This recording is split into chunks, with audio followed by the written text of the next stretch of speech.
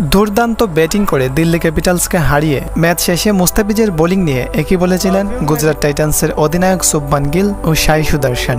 এদিকে দিল্লির ইনিংস শেষে মুস্তাফিজকে নিয়ে যা বলেছিলেন দিল্লির মেন্টর ঠিক যেন তাই হয়েছে। প্রিয় দর্শক, চলুন একটু বিস্তারিত জেনে নেই। ইউনাইটেড আরব আমিরাতের খেলার শেষ মুহূর্তে মুস্তাফিজকে তার সতীর্থ এক খেলোয়াড় প্রশ্ন করেছিলেন, ফিজ ভাই আপনি তো আইপিএল খেলতে চলে যাচ্ছেন। তখন মুস্তাফিজ উত্তর দিয়েছিলেন, হ্যাঁ চলে যাচ্ছি, কালকেই ফ্লাইট, আমার জন্য দোয়া করিস। আইপিএল এর 60তম ম্যাচে লম্বা জার্নি শেষ পর্যন্ত দিল্লির একাদশে যোগ দেন Mustafizur Rahman. Do or die ম্যাচে প্রথমে ব্যাটিং করতে নেমেছিল দিল্লি ক্যাপিটালস। কেএল রাহুলের দুর্দান্ত ব্যাটিংয়ে 20 ওভার শেষে 199 রান করেছিল দিল্লি। 200 রানের লক্ষ্যে ব্যাটিং করতে নামে গুজরাট টাইটান্স এবং শেষ পর্যন্ত সাই সুদর্শন ও শুভমান গিলের অবিশ্বাস্য ব্যাটিংয়ে 10 উইকেটে দুর্দান্ত জয় তুলে নেয় গুজরাট টাইটান্স।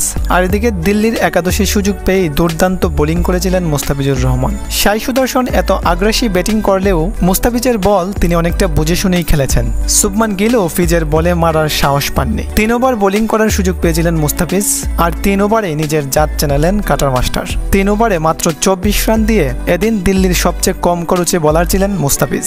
দিল্লি ক্যাপিটালসের ইনিংস শেষে দিল্লির মেন্টর বলেছিলেন, আমাদের টিমে মুস্তাফিজ এসে যোগ দিয়েছে, তার জার্নিটা অনেক দীর্ঘ ছিল, নিজেকে প্রিপেয়ার্ড করার মতো সেই সময়টাও পায়নি ফিজ, তবে ওর উপর ভরসা রেখেছে দিল্লি এবং নিশ্চিত এ ম্যাচে ও ভালো কিছু একটা করবে। দিল্লির মেন্টরের সেই কথাই যেন সত্য হয়েছে। এদিকে দুর্দান্ত ব্যাটিং করে গুজরাটকে জিতিয়ে ম্যাচ শেষে মুস্তাফিজকে নিয়ে সাই সুদর্শন বলেছিলেন, মুস্তাফিজের বল বুঝে শুনে না খেললে যে কোনো সময় আউট হওয়ার সম্ভাবনা থাকে।